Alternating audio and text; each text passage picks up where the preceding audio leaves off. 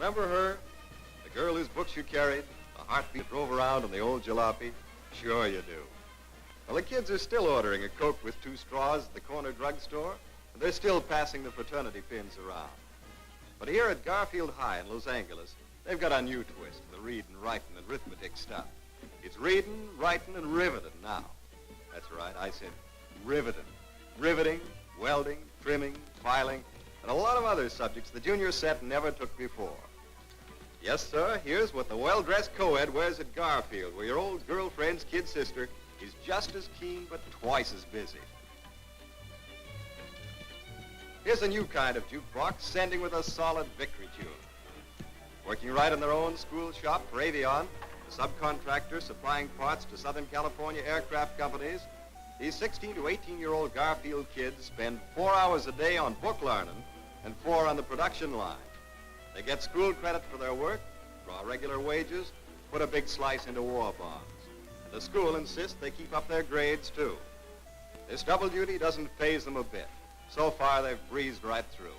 Here's a new style jitterbug. The day of the big football game, the game of games, day of days, there wasn't an absentee in the lot. Brother, that's patriotism. The old rah-rah stuff is nowhere for the duration. These hepcats are too busy with the rivet gun. The stuff they turn out must pass all government requirements, and does.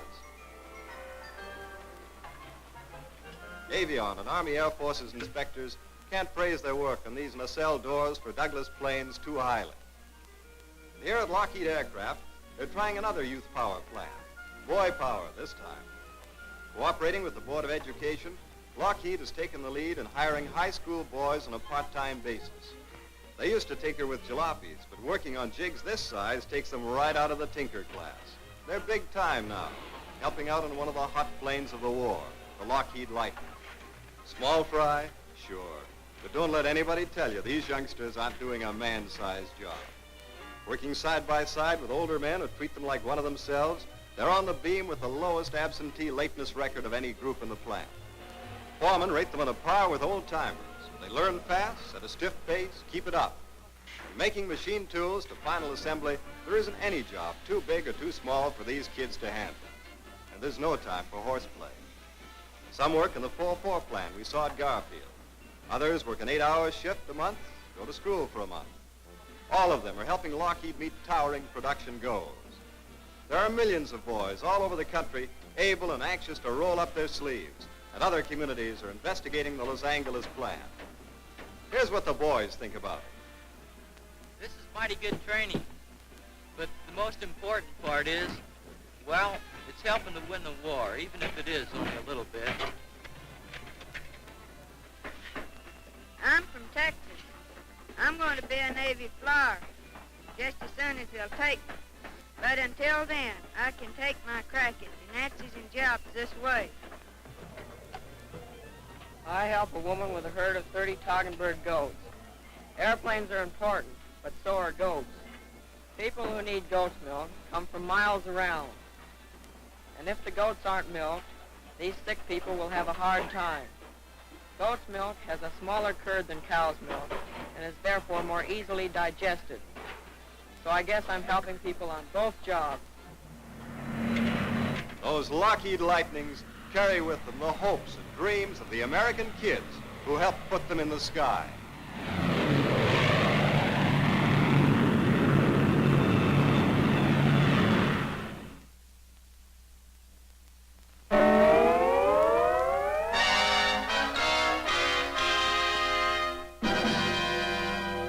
Snafu, man!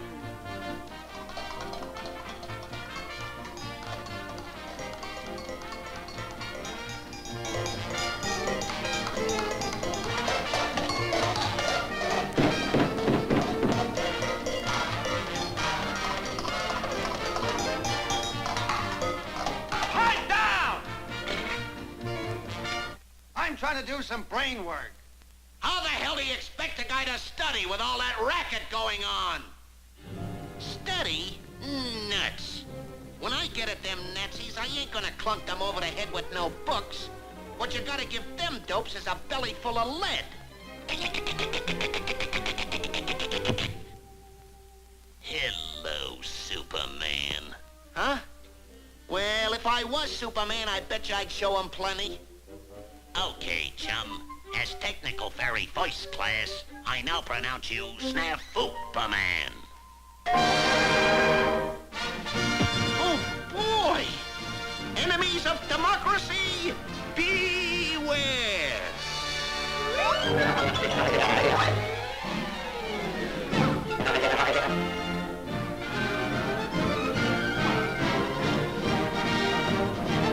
This looks like a job for Snafu-man!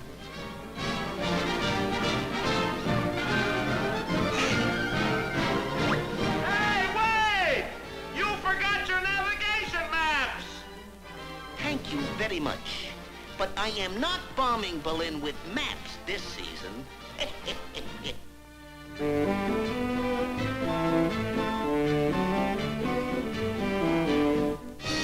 Ah, Berlin.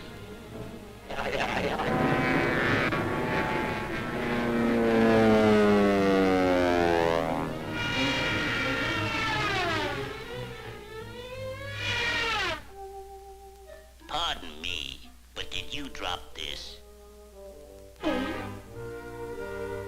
The Americans are on our side, you know.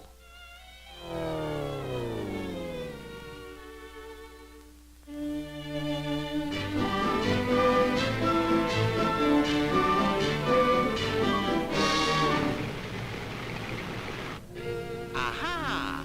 A lumbering Japanese tank. Come out, you bandy-legged disturber of world peace!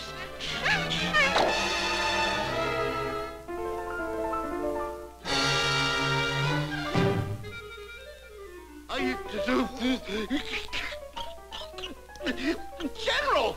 Ooh.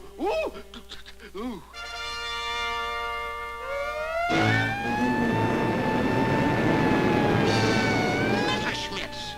A whole mess of Messerschmitts! Trying to bomb our port, eh?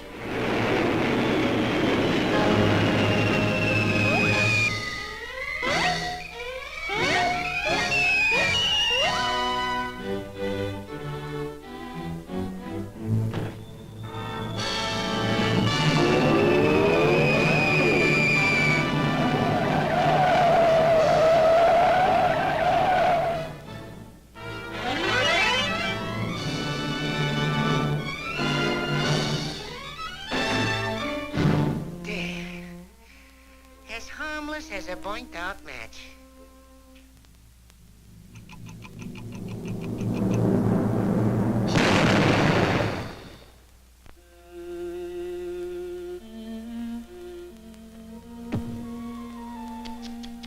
Too bad. Poor Superman.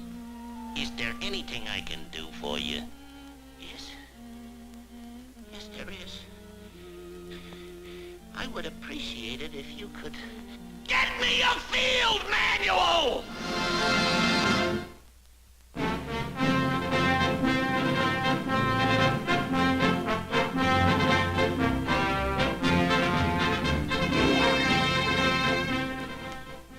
This is the Army-Navy Screen Magazine Cutting Room, where combat film taken by Army, Navy, and Marine cameramen comes in from battlefronts all over the world. The Marine Staff Sergeant with the Expert Medal is 22-year-old Norman Hatch from Boston, Massachusetts. Sergeant Hatch went in with the first wave on the landing at Tarawa, armed with a pistol and a hand camera, and brought back a film record of the fighting on that island that looks as though it had been taken through a front-line gun sight. Let me see that, Saxton. You know, that's the best brand of combat film I've ever seen. Hey, that's okay. When an Army man says that to a Marine brother, he means it. Oh, it was just luck. You mean guts. Well, it didn't take any more guts than you fellows had when you went in on Kiska. Well, we had plenty of camera and plenty of film in Kiska, but we didn't have any chaps.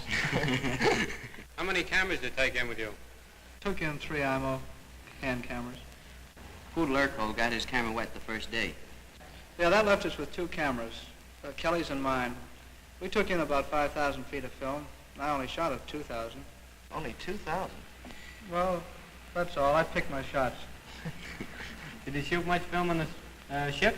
Well, I've got a cut reel over here. Do you want to see it? Yeah, all I don't know is what I've seen in the newsreel.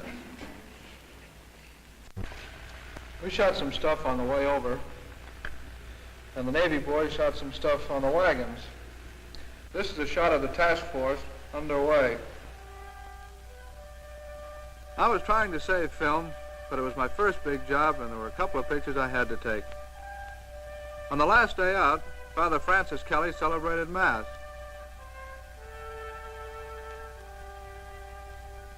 "24 hours later, a lot of those fellows were dead. A Navy steward baked a cake, and the frosting had a big laugh, but the warning didn't seem so funny when we hit the beach on the next day. Every Marine in the outfit, including the cameraman, knew as much about the operation as his CO. We were going out to take Basio Island, key to an atoll called Tarawa, a move that would drive the Japs out of that part of the Pacific up into their bases in the Marshalls a couple of 100 miles north. D-Day was the 20th of November. The naval bombardment began at 0500. There weren't any Jap airplanes around, but there's a Jap sub out there that the boys kept on the move. One thing I didn't want to take a picture of was a Jap torpedo heading for my boat. Our Army and Navy planes had been pasting the island for 5 days, and it didn't seem as though anyone on Basio could have lived through that bombing. And we weren't green. I've served with the Marines for 5 years, and more than half of the task force were veterans of Guadalcanal. But we figured there wouldn't be many live Japs left on the island. Navy men on the wagons took these pictures of the loading of powder charges. I was slated to go in with the first wave, and we were waiting around with the Amtraks. Everybody got a kick out of watching the wagons unload on the target.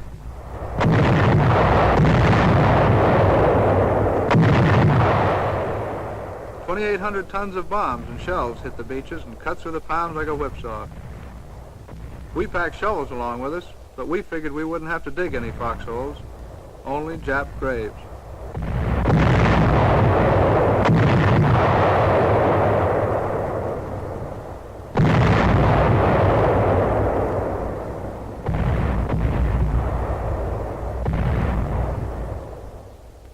There was a heavy smoke coming off the island, carried along by an easterly breeze. The Japs were still answering our fire when we headed in. The water was choppy. These pictures of the first wave of Amtraks were taken about 1,000 yards from shore.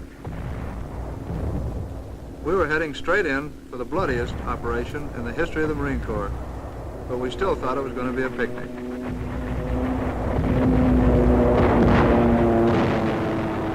There's a gasoline dump going up. The air support was good. We kept about 100 planes in the sky all the time, blasting and strafing the Japs along the beach. Then the Higgins boat snagged on a reef, and the Japs began to get our range and the range of the Amtraks. We had to get out and wade about 400 yards through terrific crossfire. The sniper was firing at me when I got those shots. These shots were made a few minutes after the landing. The guys were hugging the beach, trying to get their wind after the 400-yard push. It wasn't going to be any 24-hour operation. There were plenty of Japs on the island, and they decided to die there.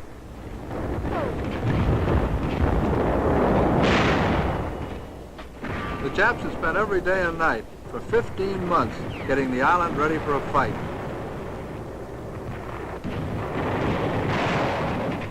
The top of that blockhouse was about 15 feet wide.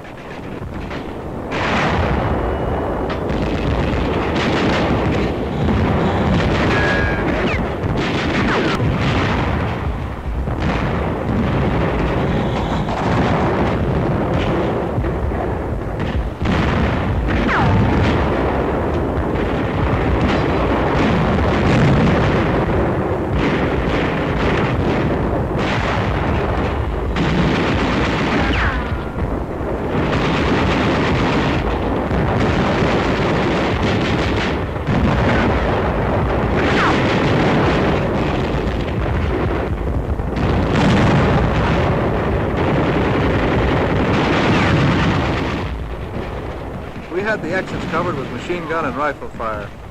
The Japs kept coming out, trying to knock out the machine gun. There's one of them. That sniper's got a bead on another.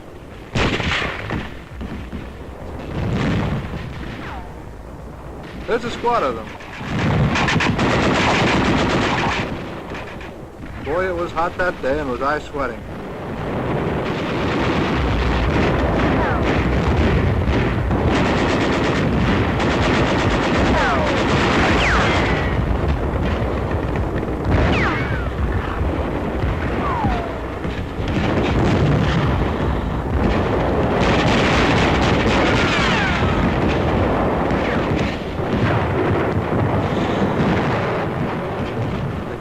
Tells the truth, but it doesn't give you any idea of how it smells. And the smell on that island was bad.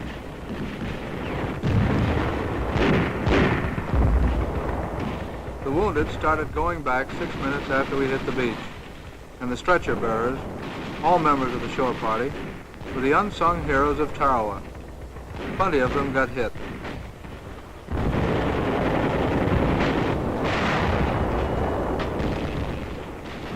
Stretcher bearers loaded the wounded onto rubber rafts and pushed them out to the Higgins boats off the reef. That was the only way of getting them out. They couldn't load them on at the pier because of the snipers. We lost more than 1,000 Marines. More than 2,000 of our men were wounded. I'd served with the outfit for 15 months, and I knew a lot of them. On the third day, that Marine, the one without the helmet, was souvenir hunting when he found a couple of Japs in that foxhole. The Japs lost 5,700 men, Imperial Japanese Marines, defending an island that wasn't 2 miles square. That gives you an idea of how important Tarawa was in their plans. It was the stiffest price they've ever paid, and one of their greatest defeats. We call those two the brothers.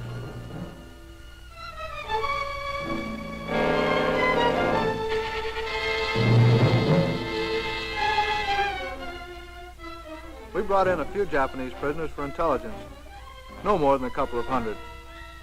That sniper was nearly 6 feet tall. The prisoners had to be stripped to keep them from concealing weapons, and they'd hide a weapon anywhere. They were sullen and still hoped up over the idea that they were supermen, even after they'd been captured. The Koreans were different. They were men whose country had been captured by the Japanese, and the Japs brought them out to Tarawa to work as slaves.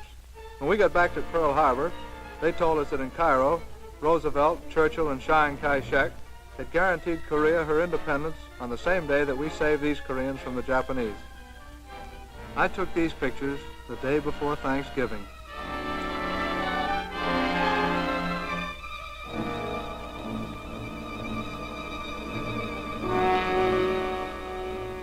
The camera gives you a good idea of the kind of desolation the cracked brains in Berlin and Tokyo have wished on the world.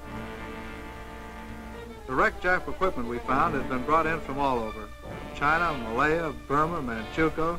They had that 2x4 island loaded down with the loot from every country they've overrun. They even dragged guns down from the old British fortress at Singapore. But none of it was much good to them after the second day of fighting, with the guns knocked out and the gunners dead.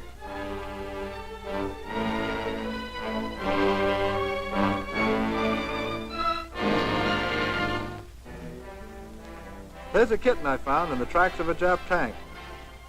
The smell of water brought her out. That's me giving her the water. The other cameraman took the picture. The men got around to taking freshwater baths on the third day, and boy, they needed them. Seabees were already working on the 2 bomber strips on the island, and on the 4th day, Tarawa began to function as an advanced air base. Ensign Bill Kelly of Newcastle, Pennsylvania, brought the first plane in. Everybody got around to watch the flag go up. A lot of good guys from the outfit weren't there anymore. I'm glad I got these pictures, because when you remember the roaches you've been fighting and the things they represented, and when you saw the flag go up and remembered the freedoms that flag stood for, you knew you were in on a good thing.